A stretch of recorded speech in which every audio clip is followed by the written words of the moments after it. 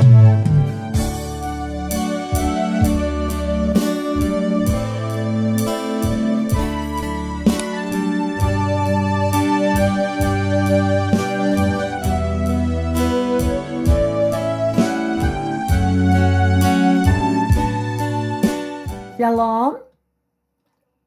Selamat siang Bapak Ibu Saudara-saudari yang terkasih dan juga pendengar yang setia di rumah. Kita boleh bertemu kembali. Saya berharap semua tetap memiliki api yang berkobar-kobar di dalam hati ya.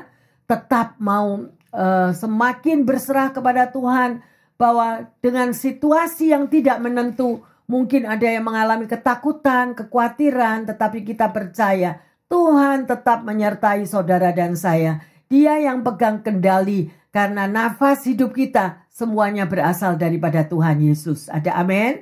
Ya, mari yang terkasih, kita jangan melihat keadaan dan besarnya situasi yang terjadi di dunia ini, terlebih di hari-hari yang sedemikian rupa, tetapi kami mau tetap melihat besarnya Tuhan Yesus di dalam hidup saudara dan saya yang tidak pernah meninggalkan kita. Amin.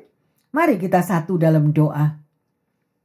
Bapa dalam surga, kami mengucap syukur, terima kasih untuk waktu yang luar biasa ini.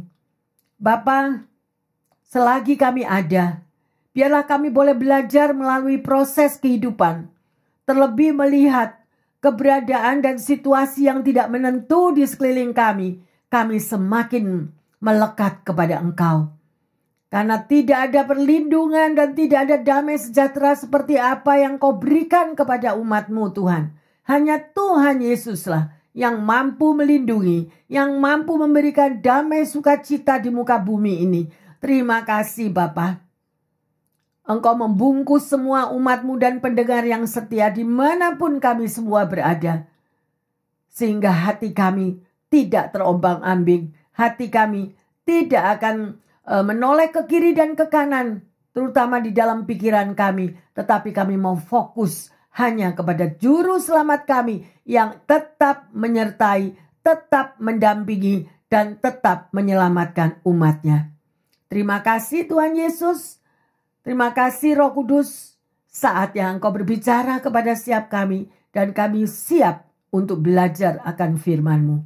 Di dalam nama Tuhan Yesus, hamba berdoa. Yang percaya dan siap menerima satu pelajaran yang baru mengatakan, amin, amin, amin.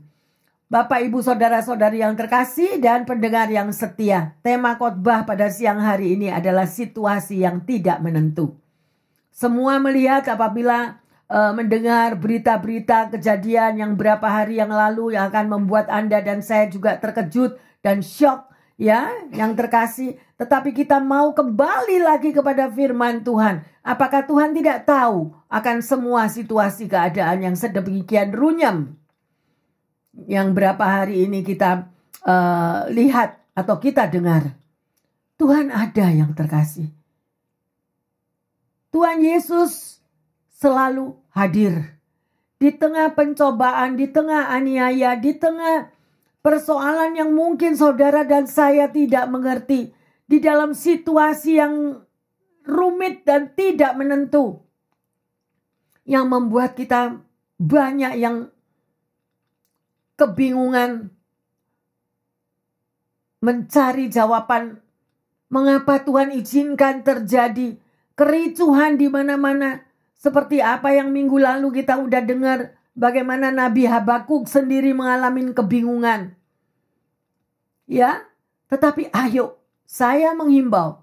Baik pendengar yang setia maupun jemaat yang dikasihi Tuhan. Tetap fokus kepada Tuhan. Fokuslah apapun. Tidak ada jalan lain dan tidak ada jawaban yang mampu meneduhkan hatimu dan hatiku. Hanya Yesus Kristus jawaban di dalam setiap persoalan hidup kita. Ada amin yang terkasih? Ya, oleh karena itu firman Tuhan itu mampu meredakan, meneduhkan apabila hati kita di dalam mengalami kebingungan. Pertanyaannya, apakah kita setia untuk membaca firman Tuhan? Ya, apakah murid-murid Yesus juga pernah mengalami di dalam keadaan situasi yang tidak menentu? Pada waktu mereka berjalan bersama Tuhan Yesus. Ya, Kalau Anda rajin membaca firman-Nya, Anda akan temukan hal itu di dalam Matius 8 ayat 23 sampai 27. Pada waktu itu adalah di mana murid-murid Yesus bersama Yesus berada di dalam perahu, ya, di lautan yang gelap, situasi yang begitu tegang, di mana ombak naik turun, ombak begitu besar, dan murid-murid Yesus itu pasti mengalami, ya, rasa takut, rasa tidak menentu, tidak ada ketenangan, tidak ada kepastian, nggak bisa dilihat malam. Minggu yang lalu pernah saya katakan kalau kita berada di dalam lautan luas, yang kita lihat dari ujung kiri kanan tuh nggak kelihatan yang terkasih, nggak kelihatan apa-apa, ya, cuma gelap, ya, cuma sedemikian air itu ujung kiri, ujung kanan, muka belakang nggak lihat, cuma kita yang terombang-ambing di tengah lautan. Bagaimana pengalaman saya dengan Pastor Roland di dalam lautan yang luas sedemikian, ya, dan itu kadang membuat kita juga mengalami ketakutan di dalam keadaan yang sedemikian. Laut yang gelap dan tegang yang terkasih. Tetapi disitulah Tuhan izinkan untuk kita berpaut sepenuhnya, percaya total kepada perlindungan Tuhan. Nah, itu yang Tuhan tuntut. Itu yang Tuhan mau ada dalam hidup saudara dan saya. Ya, jadi laut yang gelap dan tegang itu melambangkan daripada suasana ketidakpastian di dalam hidup saudara dan saya, ya. Dan perahu itu melambangkan adalah perahu kehidupanmu. Apa yang engkau alami, ya, sedemikian rupa. Murid-murid Yesus juga mengalami kepanikan. Dia panik, keadaan tidak menentu, nggak lihat siapa-siapa, padahal ada Yesus di dalam perahu yang terkasih, ya. Sedemikian para murid itu begitu panik, ya. Bagaimana itu menggambarkan daripada perasaan di dalam mengalami kesulitan, di dalam mengalami penindasan, di dalam mengalami ketakutan yang sedemikian rupa. Kita semua pernah mengalami hal-hal yang sedemikian rupa, ya. Jadi di tengah terombang-ambingnya perahu kehidupan Anda dan saya, mungkin juga kita mengalami keadaan yang menakutkan, situasi di sekeliling tidak kelihatan, masa depan yang abu-abu, ya, atau kelabu, tidak bisa terlihat jelas kemana kita ini nanti. Melihat situasi ekonomi demikian, melihat keadaan zaman demikian, di sana ribut, di sini ribut, negara sana, negara sini, banyak terjadi kekacauan yang bertubi-tubi sedemikian rupa. Pertanyaannya, dapatkah pendengar yang setia, juga jemaat yang dikasihi oleh Tuhan Yesus, menyerahkan semua keberadaan itu kepada kendali Tuhan? Karena mata Tuhan tertuju kepada setiap umat yang dikasihinya. Ya, ingat, ada bagian Tuhan yang Tuhan akan kerjakan dalam hidup kita, tetapi ada bagian kita yang kita juga harus lakukan. Seringkali banyak anak-anak Tuhan menyerahkan sudah kepada Tuhan, tapi dalam keadaan dirinya sendiri tidak mau berbuat apa-apa. Hanya menunggu. No yang terkasih. Kita harus bekerja sama dengan Tuhan Yesus. Harus bergandeng tangan bersama Tuhan Yesus. Karena Anda dan saya dipanggil dan dipilih untuk melakukan amanat agungnya. Tetapi kita banyak sekali yang lengah. Banyak sekali yang waktu-waktunya terhilang. Karena hanya menyerahkan kepada Tuhan Yesus. Nanti kan Tuhan yang jawab. Nanti pada waktunya kan Tuhan yang mengerjakan. No yang terkasih. Ya, hari ini sungguh-sungguh kita akan belajar, ya, bahwa untuk menyerahkan semua kehidupan kita di dalam tangan Tuhan, kelihatannya sih gampang. Aku berserah, Bu Pendeta, kepada Tuhan. Kan Tuhan yang menghembuskan nafasnya dalam hidupku. Jadi aku serahkan saja kepada Tuhan. Sedemikian rupa. Tapi tidak begitu ya yang terkasih. Mudah diucapkan tetapi sulit untuk dilakukan. Nah, sedemikian rupa. Ya, mari kita akan belajar bersama-sama pada siang hari ini. Judul khotbah kembali saya katakan temanya situasi yang tidak menentu. Ya, 2 Timotius 1, 6 dan 7. Apa yang harus kita lakukan yang terkasih? Mari kita dengarkan firman Tuhan ini. Karena itulah kuperingatkan engkau untuk mengobarkan karunia Allah yang ada padamu oleh penumpangan tanganku atasmu. Sebab Allah memberikan kepada kita bukan roh ketakutan, melainkan roh yang membangkitkan kekuatan, kasih, dan ketertiban. Ya, yang terkasih sedemikian rupa. Ini Paulus, Rasul Paulus ya, yang berbicara di sini katakan, ya, bahwa dia memberikannya berbicara kepada Timotius. Dia menumpangkan tangannya atas Timotius, ya. Dan dia katakan bahwa Tuhan itu memberikan bukan roh ketakutan, tetapi Tuhan memberikan roh yang membangunkan kekuatan, kasih dan ketertiban di dalam diri si Timotius ini. Yang terkasih, ketika Timotius itu bergabung dengan misi pelayanan Rasul Paulus, ia terbilang sangat muda. Ya, Paulus mengutusnya ke sebuah kota yang bernama Efesus untuk membantu dia mengawali memimpin sebuah gereja.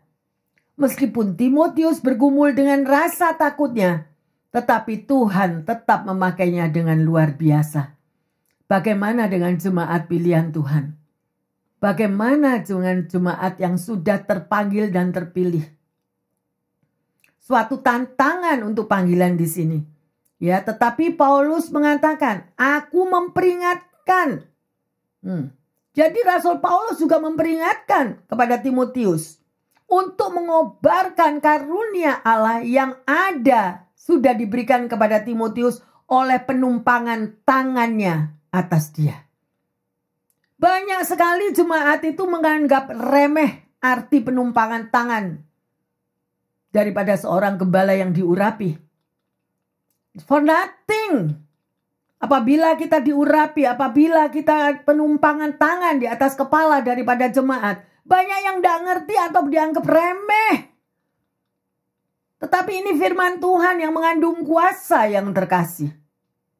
Makanya terus tidak akan terjadi something di dalam diri orang tersebut karena itu dianggap biasa.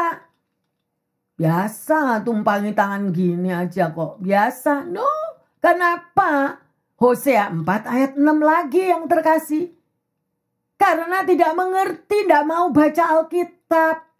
Tidak mau rajin untuk menggali dan menggali. Umatku binasa karena tidak mengenal kebenaran-kebenaranku. Nah, makanya sampai ada dibilang, umatku punya mata gak bisa lihat, punya telinga gak bisa dengar lah. Why? Semestinya bisa dengar, semestinya bisa lihat. Melihat dengan mata rohani, mendengar dengan telinga rohani, itu sungguh amat luar biasa. Dari mana? Daripada pengurapan yang turun melalui penumpangan tangan. Tapi karena dianggap remeh dan itu nothing, gak ada apa-apa, ya benar-benar gak ada apa-apa yang terkasih. Ingat ya, sebagai pengikut Kristus, sebagai orang yang dipilih, apalagi saya beri tanda petik, dipilih. Itu pasti ada something loh. Tetapi sekalipun kita dipilih, ya, kita abaikan pilihan itu, ya semuanya jadi nothing. Contoh sekarang, kalau kita mengadopsi anak. Ya, anak yang diadopsi di rumah sakit itu atau Anda adopsi anaknya tetangga atau anaknya siapa, kan malah anak baby itu enggak ngerti apa-apa. Mungkin yang mengadopsi itu adalah seorang profesor. Yang mengadopsi itu seorang yang memiliki jabatan yang tinggi. Karena ini diadopsi sedemikian anak ini. Anak ini juga akan mendapatkan ahli waris. Mendapatkan warisan daripada yang mengadopsi. Saudara dan saya sudah dipanggil, dipilih, diadopsi, memiliki DNA Jesus, tetapi 1% aja daripada kuasa dan wibawa Allah adakah di dalam dirimu dan diriku? Koreksi diri. Hanya mereka yang mau bayar harga. Hanya mereka yang mau disiplin di dalam hidupnya, didisiplin oleh Roh Kudus, didisiplin oleh firman Tuhan. Itu mereka akan membuahkan hasil-hasil yang sedemikian rupa. Nanti kita mau melihat Timotius ini di dalam usia yang muda, sangat muda. Berapa tahun Anda mengiring Yesus? Saya mau tanya. Saya menggugah kembali hati para pendengar yang setia. Dan juga jemaat. Bahkan bapak-bapak, ibu-ibu umur sudah 70-80 tahun. Tidak ada buah-buah rohnya di dalam mengiring Yesus. Lah terus itu loh kekristenan yang mana? Apa kita nggak malu sama Tuhan?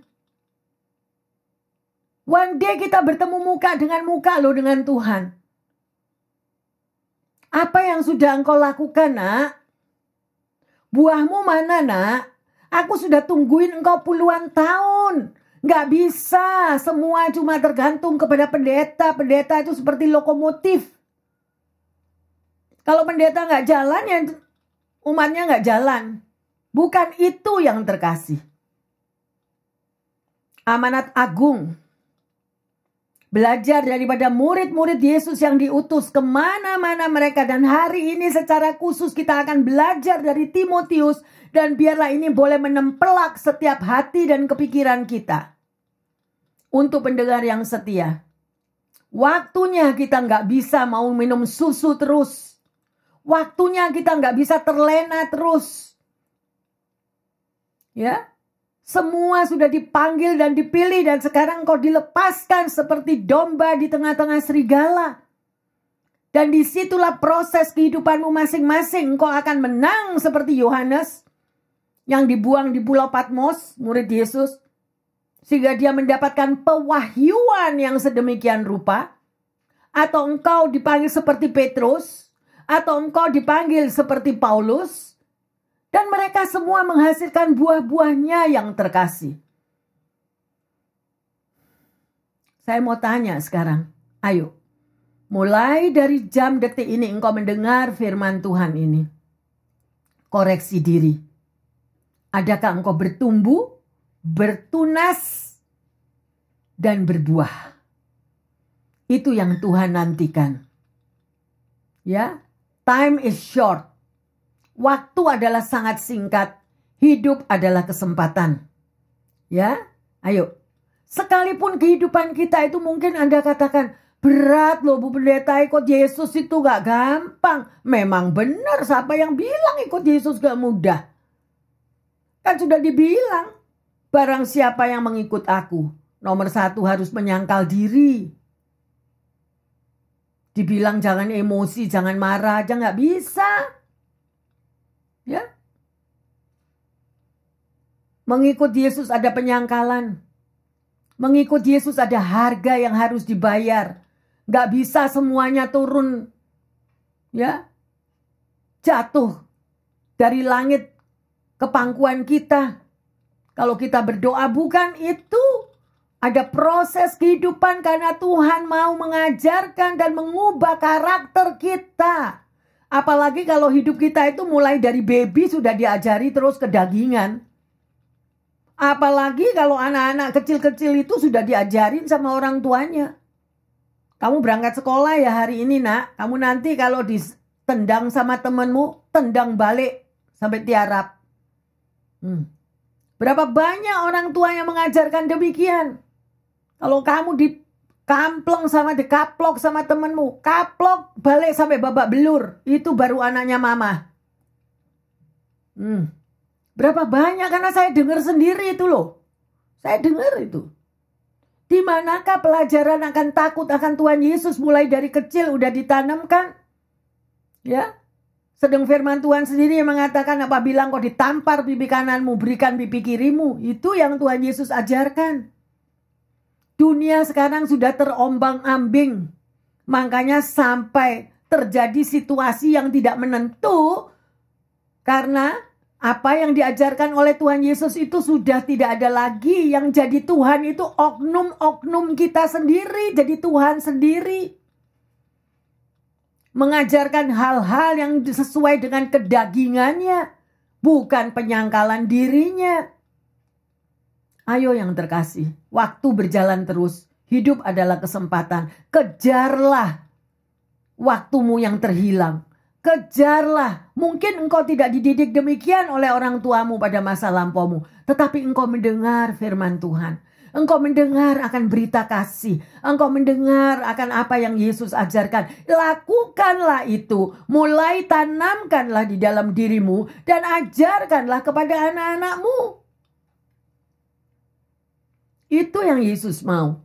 Ya, supaya kita bisa menghadapi apa dan bagaimana kita mengatasi situasi yang tidak menentu saat-saat ini yang terkasih. Ya. Dan itulah pemuritan dari Rasul Paulus yang dia ajarkan kepada Timotius. Ya, sedemikian rupa. Bayangkan, ya, Rasul Paulus selalu mendoakan Timotius. Ya, sebagai gembala yang benar selalu mendoakan siang malam keberadaan daripada jemaatnya. Tetapi itu pun jemaat masih ditampi. Kalau kedagingan mereka begitu kuat, mereka tidak akan mendengar, tidak mau mendengar akan firman Tuhan. Gak mau. Yang mau adalah me, I, mine. Ya, me, I, mine. Sedemikian rupa. Ya. Dan saya boleh belajar di sini kita melihat. Kalau Anda bekerja di dalam sebuah kantor. Atau Anda bekerja dengan memiliki bos. Bos itu menuntut target di dalam Anda bekerja. Ya, aku targetkan dalam 3 bulan ini kamu harus menyelesaikan pekerjaanmu. Kalau kamu bisa melampaui target itu, maka kamu akan mendapatkan bonus. Sedemikian. Ya, karena apa? Karena bos kita tuh kelihatan. Lah kalau kita kerja keras, ya, memenuhi target tersebut, kita mendapatkan bonus lebih, itu juga duit yang kelihatan. Tetapi kalau Tuhan Yesus yang mengatakan, jadikanlah semua bangsa muridku, bonusnya apa, Bu Pendeta? Lakukanlah amanat agung itu sekalipun itu firman Tuhan. Bonusku apa? Aku dapat apa kalau aku melakukan sedemikian? Nah ini loh, semua dihitung dengan materi. Tetapi kalau engkau seorang anak Tuhan yang rajin membaca firman Tuhan, engkau akan melihat semua apa yang engkau lakukan, lakukanlah itu untuk Tuhan. Dan ada upahmu. Itu firman Tuhan.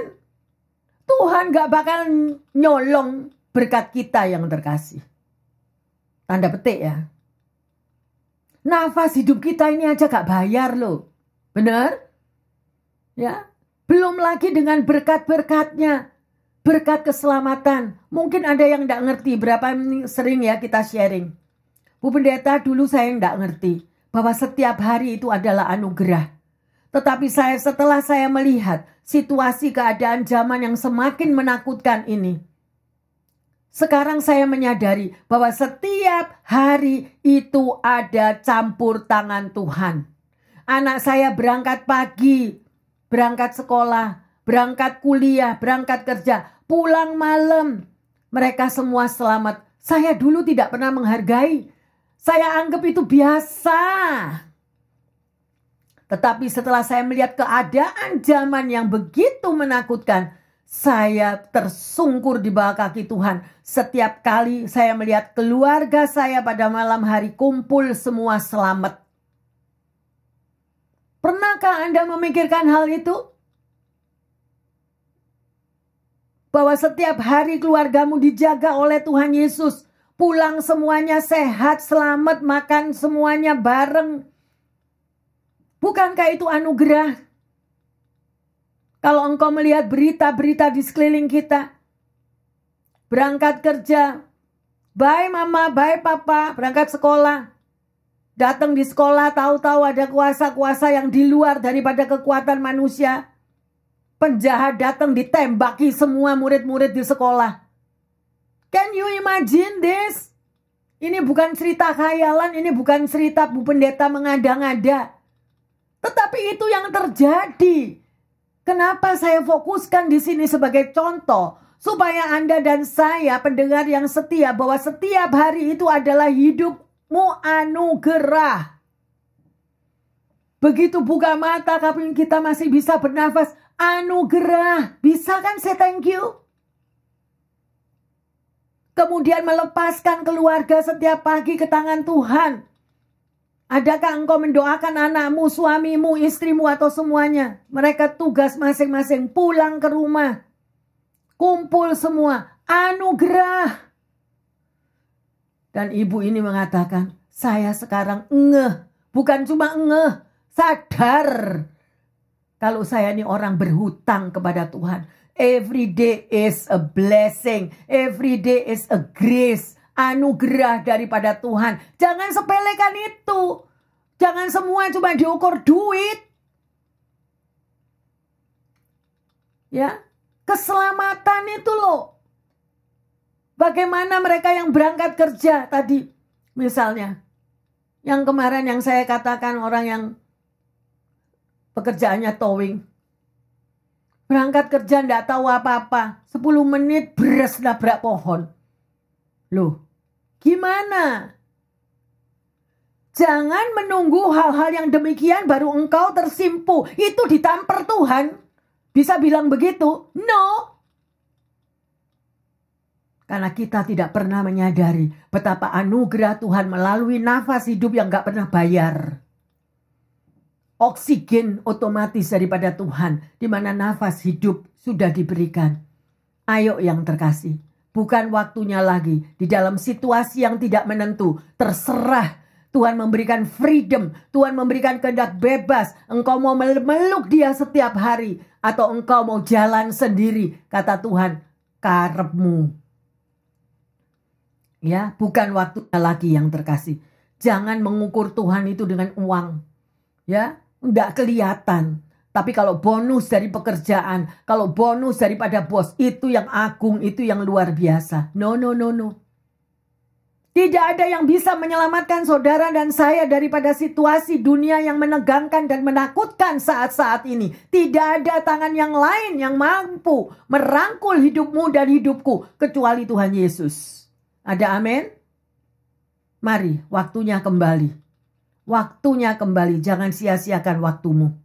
Ya. Yang terkasih, hidup ini adalah kesempatan. Ya.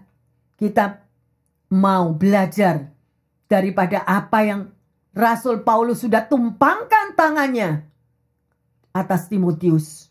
Berapa banyak jemaat di BCF di sini yang sudah menerima penumpangan tangan? Saya mau tanya dan saya mau tantang, buahnya mana? Koreksi diri yang terkasih. Tuhan Yesus menunggu buah-buahmu. Juga pendengar yang setia dimanapun engkau bergereja. Dimanapun pendetamu sudah menumpangkan tangan atasmu. Buktikanlah kesetiaanmu. Bahwa engkau sanggup berbuah-buah di dalam Tuhan.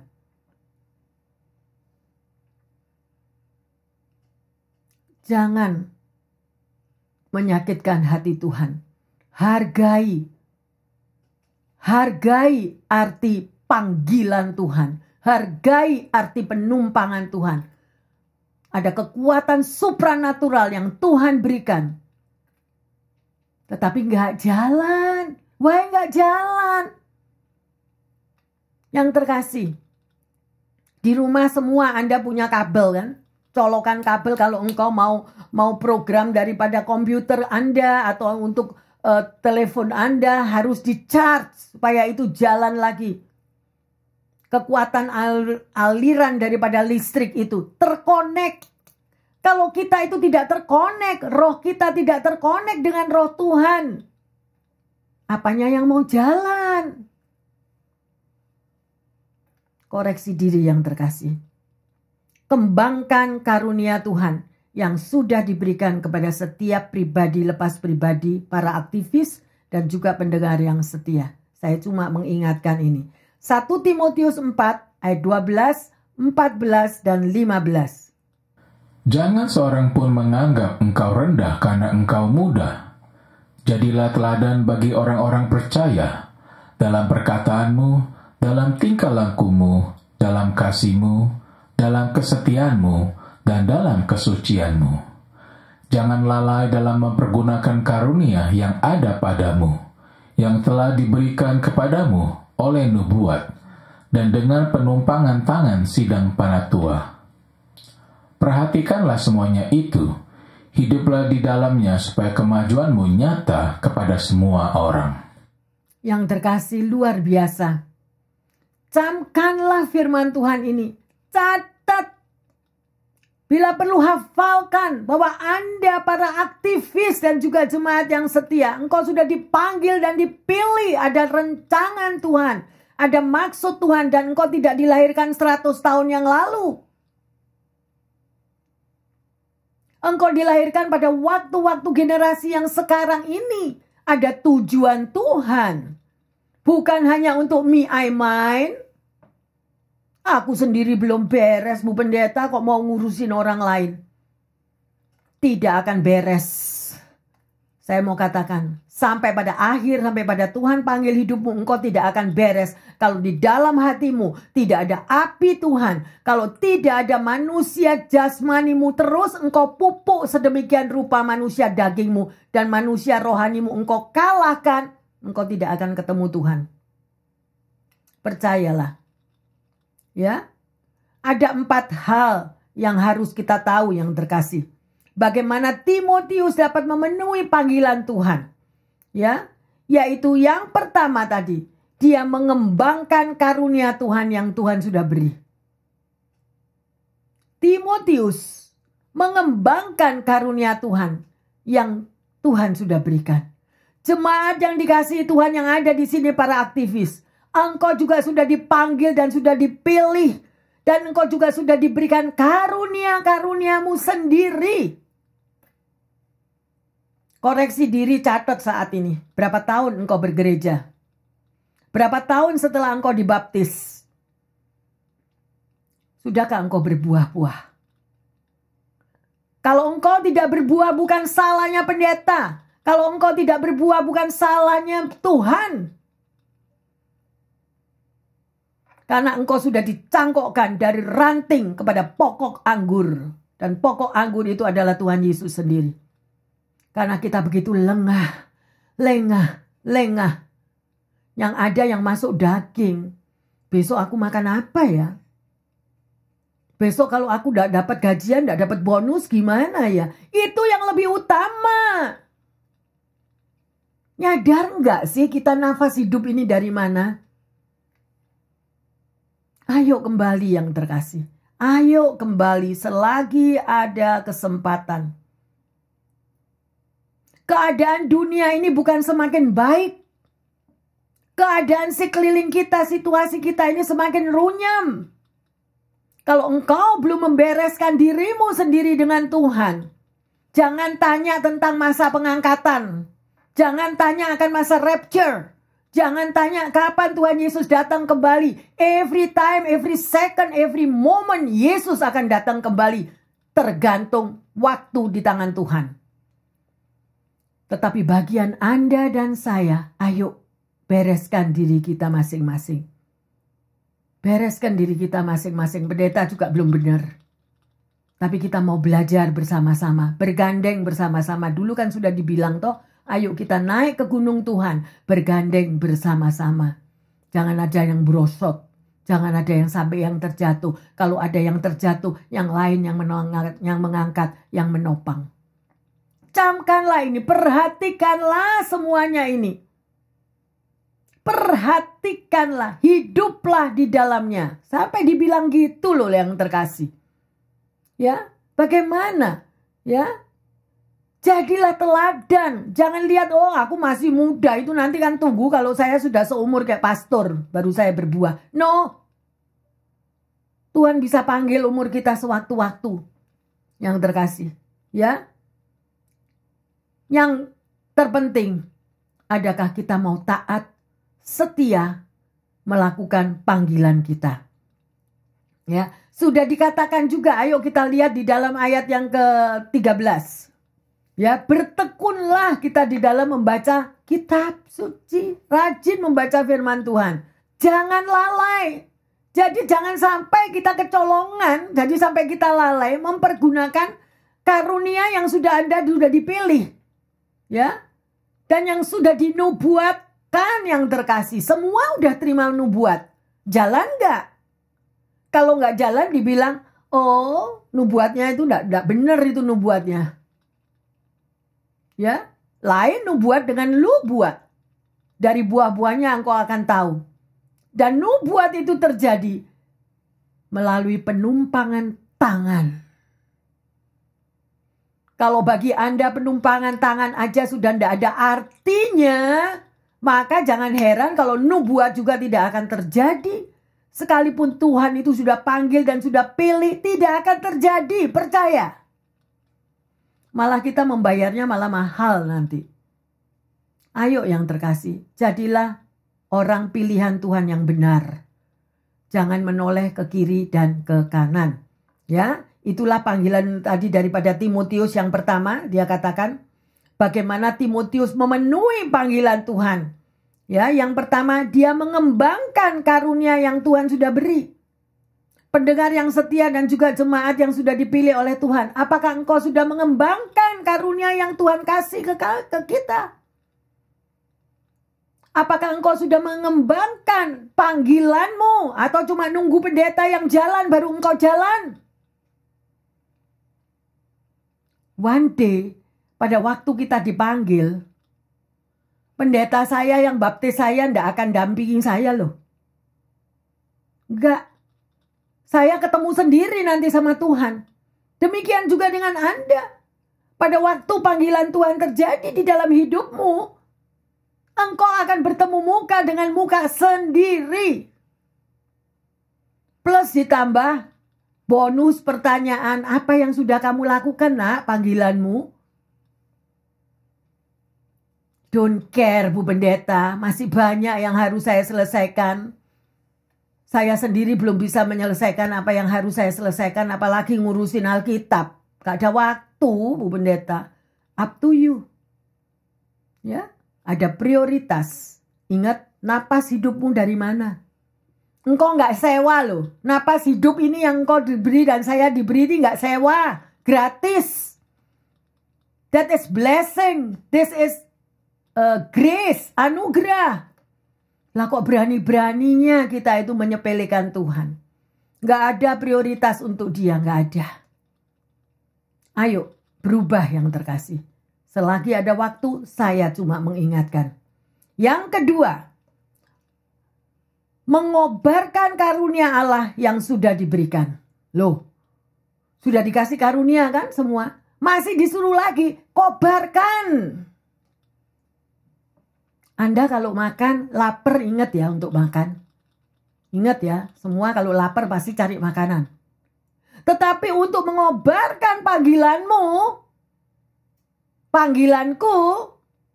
nggak tahu aku ingat enggak ya.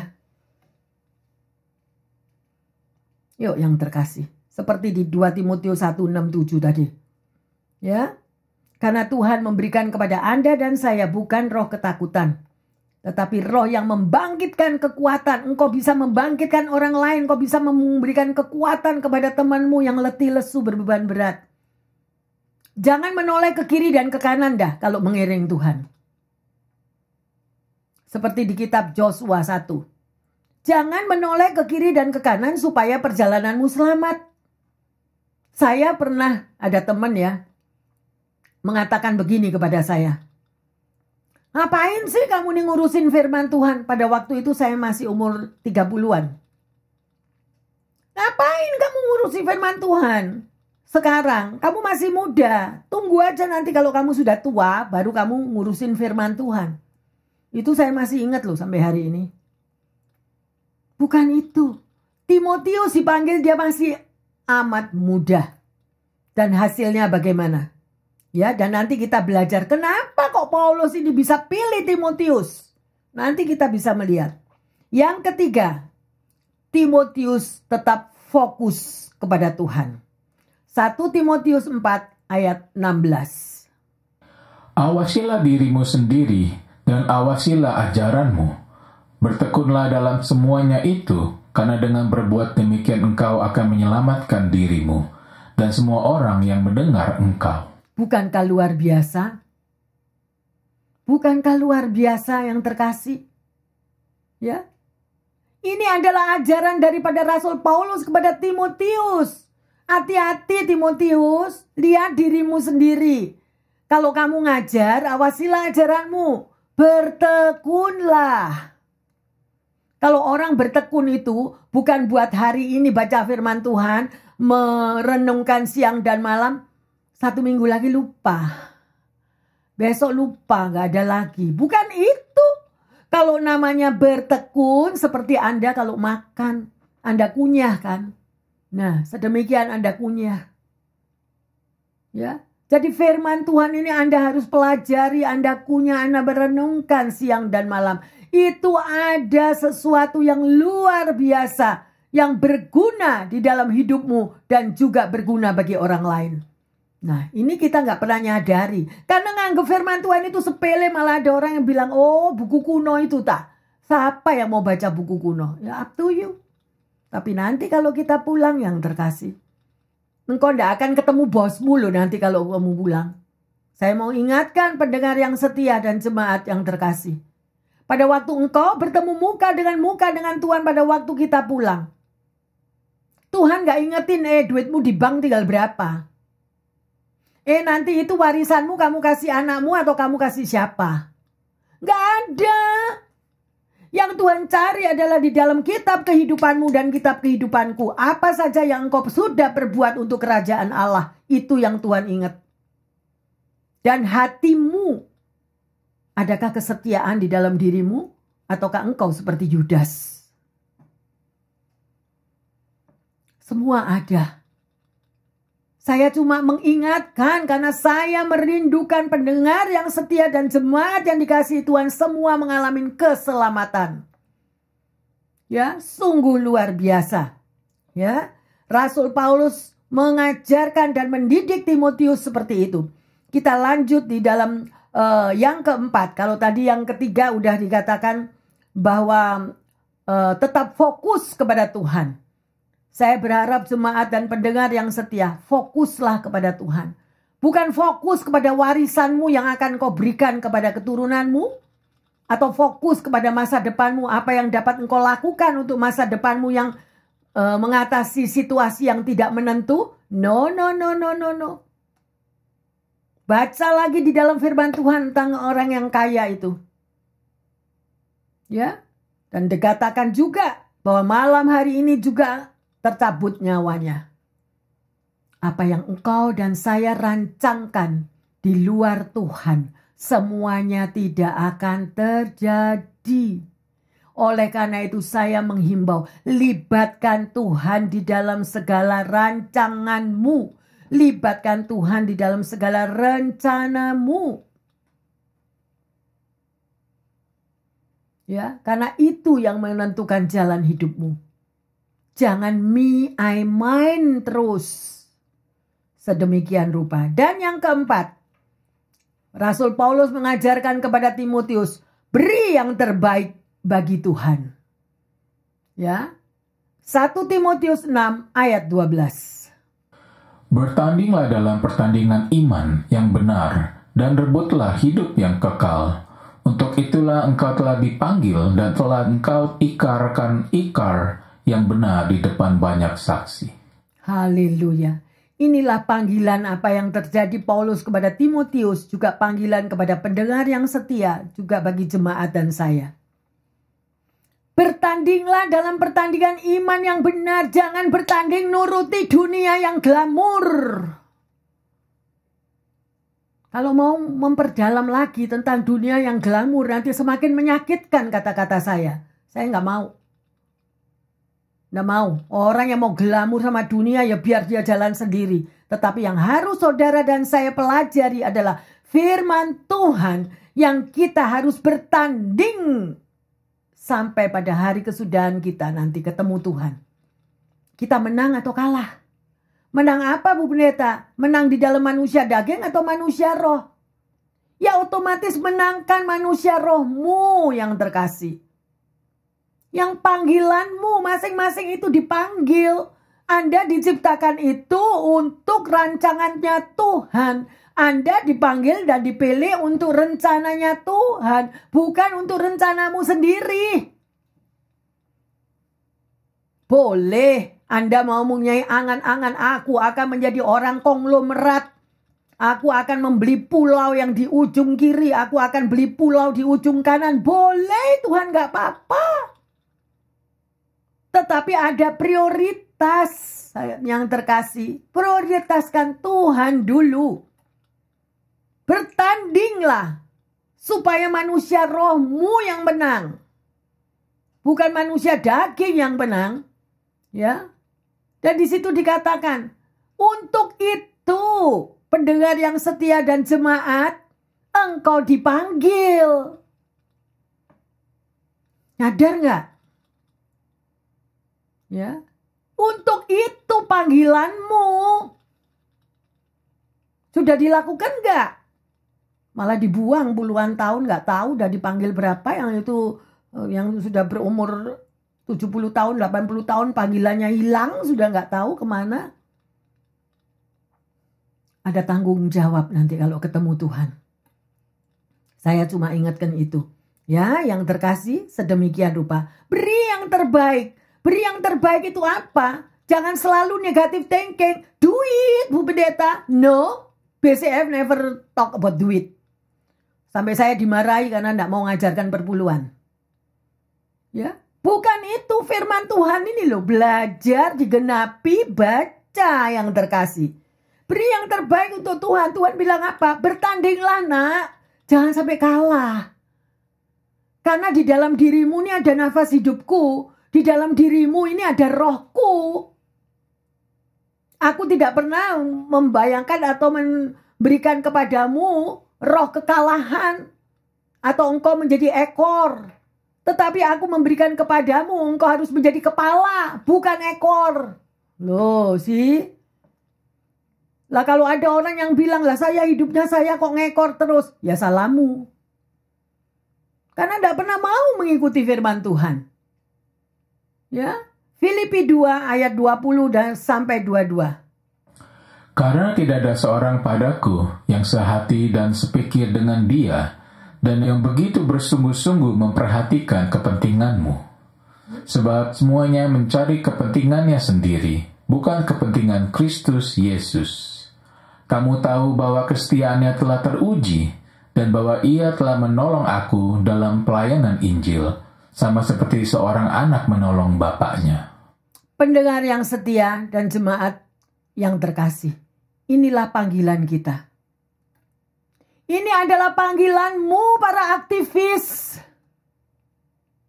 Belajarlah daripada apa yang Paulus katakan kepada Timotius. Kita kembali pada ayat 20. Tidak ada seorang padaku yang sehati dan sepikir. Ini Paulus ngomong tentang Timotius loh.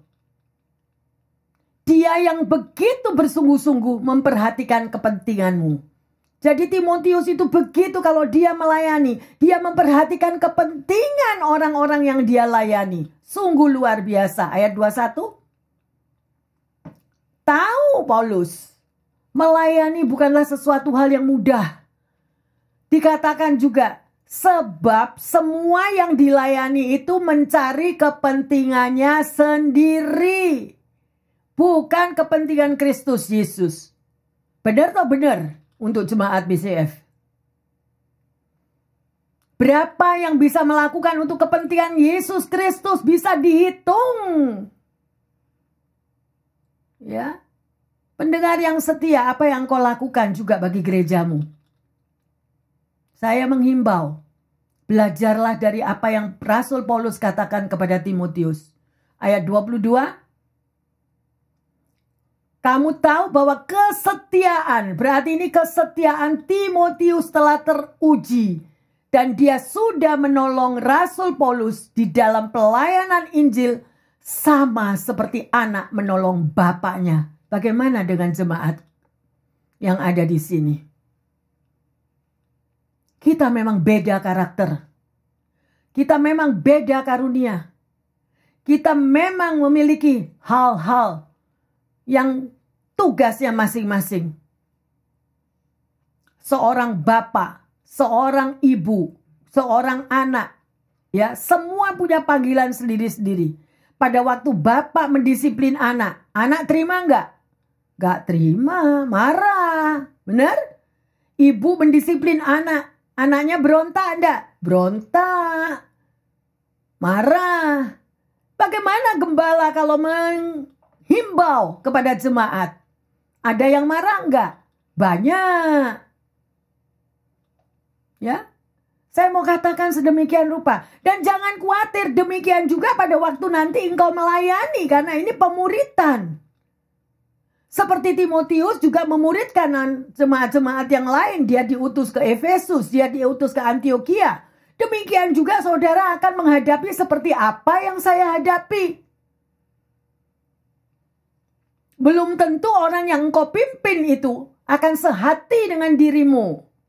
Belum tentu orang yang engkau menghimbau, membimbing, mungkin engkau sudah membimbing dengan kasih, mereka akan berontak kepadamu. Tapi kita mau belajar. Setialah seperti Timotius. Engkau akan menghadapi hal-hal yang sedemikian. Itu untuk apa? Untuk daging kita dikalahkan. Manusia rohani kita yang muncul. Ya, berapa banyak gereja yang tutup sekarang? Berapa banyak pendeta yang give up? Karena nggak kuat menghadapi daripada jemaat-jemaat yang berontak. Yang tidak mau dipimpin, yang tidak mau diajar, dan yang tidak mau untuk melakukan apa yang difirmankan. Padahal itu adalah tugasnya. Contoh seorang dokter. Orang sudah sakit, terkapar, datang ke dokter. Setelah diperiksa oleh dokter, dokternya bilang, oh, kamu harus ini, harus ini, harus ini. Kamu harus melakukan treatment, kamu harus melakukan ini. Cek darah, cek ini, atau apa aja. Gak mau pasiennya. Salahnya siapa? Salahnya dokternya? Atau salahnya daripada pasiennya? Demikian juga engkau melayani nanti. Ini pemuritan. Pada waktu engkau melayani, engkau akan menemukan hal-hal yang sedemikian yang menyakitkan. Seperti apa yang sudah gembalamu alami. Nanti bisa tahu rasanya. Tetapi tetaplah setia seperti apa yang Timotius lakukan. Seperti apa yang Rasul Paulus terima. Seperti Rasul Petrus terima. Mereka mengalami aniaya. Semuanya. Tetapi bukan untuk give up yang terkasih. Bukan untuk give up. Tetapi kita mau maju terus. Maju terus. Oleh karena itu saya mau katakan, BCF 25 tahun hanya karena anugerah. Hanya karena anugerah. Hujatan, fitnahan, ya direndahkan, bertubi-tubi segala macam. Tapi karena anugerah Tuhan kita tetap berdiri. Amin. Demikian juga saudara, pendengar setia maupun jemaat yang terkasih. Jadilah kuat seperti Timotius. Timotius mampu melakukannya karena dia mampu mengalahkan kedagingannya. Kalau daging ini sudah dikalahkan, maka manusia roh itu yang timbul. Engkau yang nomor 1, cinta Tuhan. Ingatlah, kalau Anda dan saya ini pakai nafas hidup itu bukan milikmu yang terkasih. Nafas hidup itu loh yang kita bawa kiri kanan, kiri kanan. Anda pacaran ya bawa nafas hidup. Anda pergi ke pasar ya bawa nafas hidup. Anda pergi kemanapun engkau nangis seorang diri di dalam kamarmu, itu juga nafas hidupnya Tuhan tetap ada. Dia tahu air matamu. Lah kok kita tidak menghargai sih nafas yang dari Tuhan ini loh, kok tidak kita hargai. Itu loh yang saya sedih. Gimana Anda mau cinta Tuhan? Rasanya semuanya itu tuh otomatis. Nafas hidup ini otomatis semuanya. Makanya kita bisa melakukan hal-hal yang negatif karena semuanya itu otomatis. Tidak ada menghargai Tuhan, tidak ada cinta Tuhan, tidak ada mau membalas kasih Tuhan, gak ada. Ayo berubah, pendengar yang setia. Mulai sekarang, jangan hidup untuk dirimu sendiri. Ingat, tubuhmu adalah bait Allah. Nafas yang engkau hirup setiap hari itu adalah nafas daripada Tuhan Yesus. Gak ada lagi waktu buat main-main ya, yang terkasih sedemikian rupa. Ya, saudara pernah lihat enggak kalau ada seorang atlet itu berlomba, berlari, padahal dia itu tidak bisa apa-apa. Atlet ini tidak punya kelebihan apa-apa di dalam atletnya. Tetapi dia itu cuma punya satu, semangat yang berkobar-kobar. Semangatnya yang luar biasa, pokoknya aku mesti bisa, pokoknya aku bisa. Lari, kencang berkobar-kobar. Nah, atlet yang tidak punya panggilan apa-apa, tetapi dia punya semangat yang berkobar-kobar. Seandainya atlet ini tadi punya satu kelebihan aja. Misalnya dia adalah seorang pelari cepat atau apapun. Plus dengan semangat yang berkobar-kobar, dia bisa memenangkan sesuatu yang dahsyat luar biasa.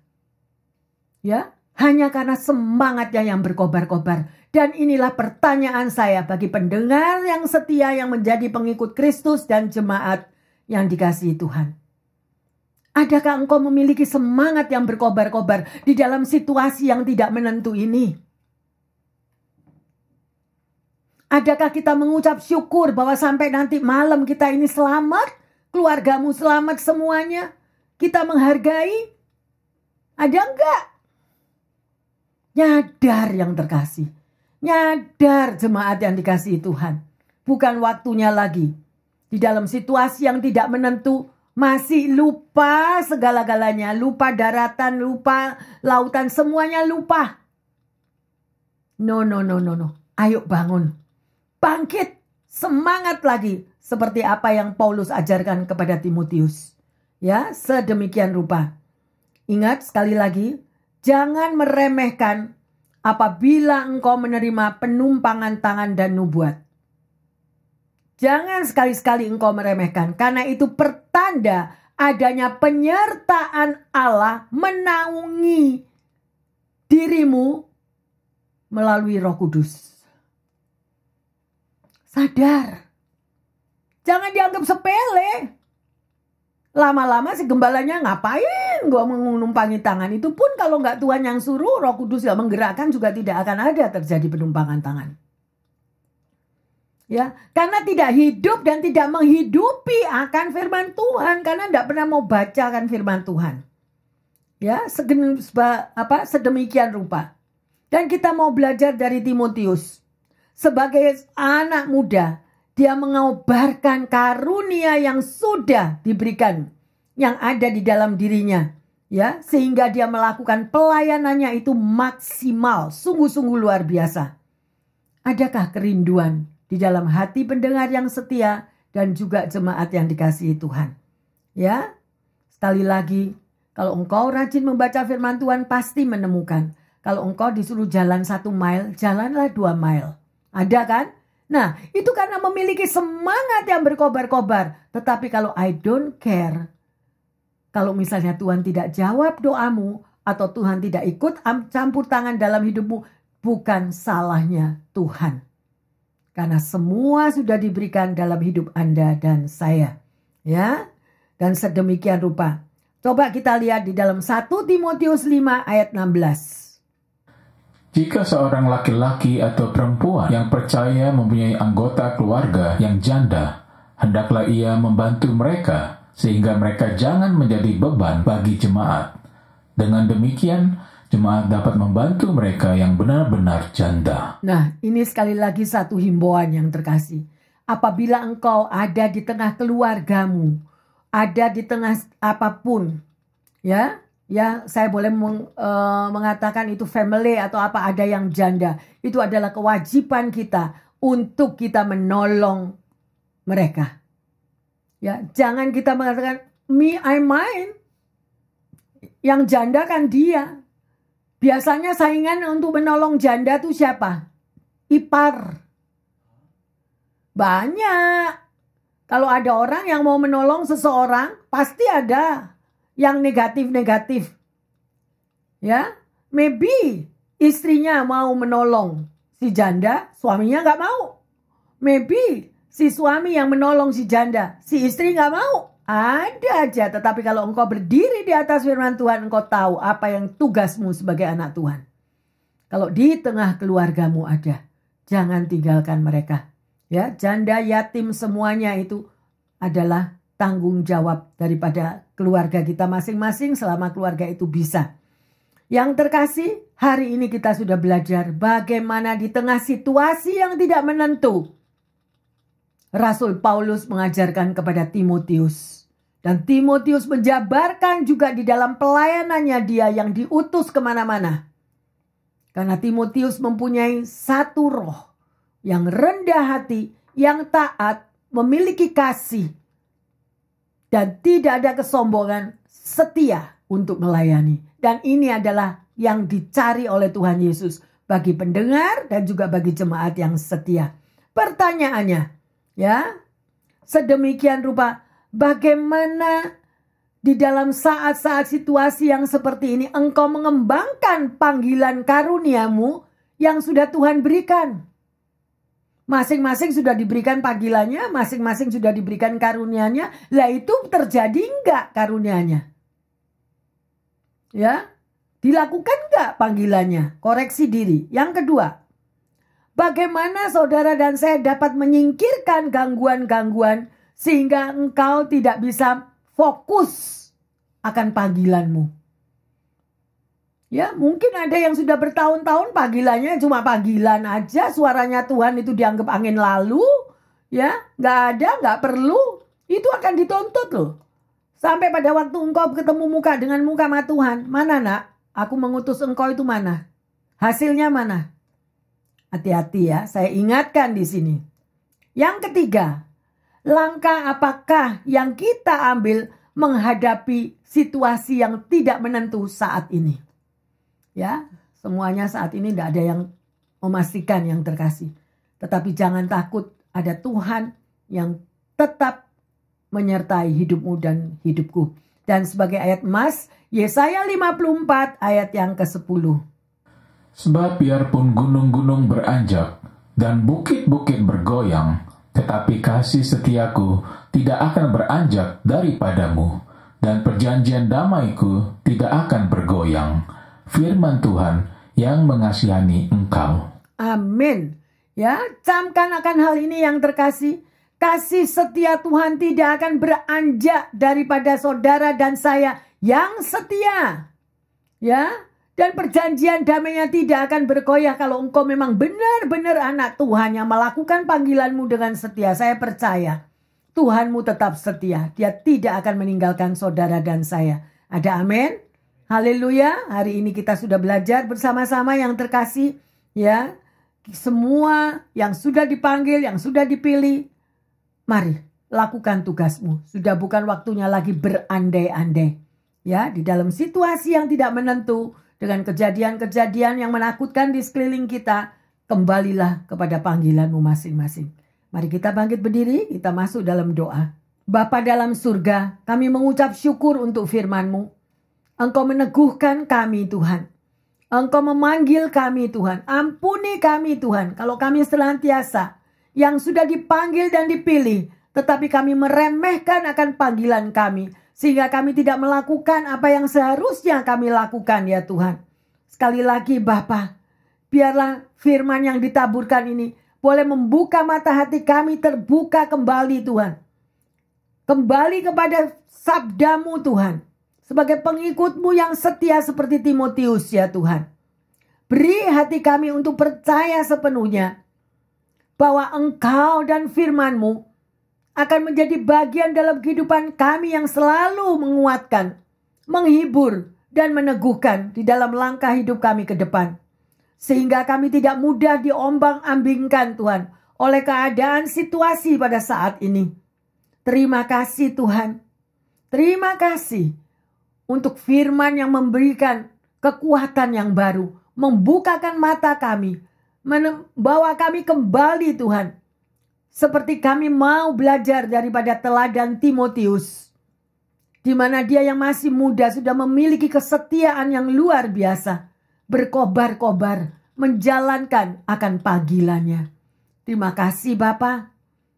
Urapi pendengar yang setia, dan jemaat yang ada Tuhan. Agar hidup kami tidak sama lagi mulai hari ini setelah mendengar firman ini Tuhan. Kami mau berubah. Kami berubah total Tuhan.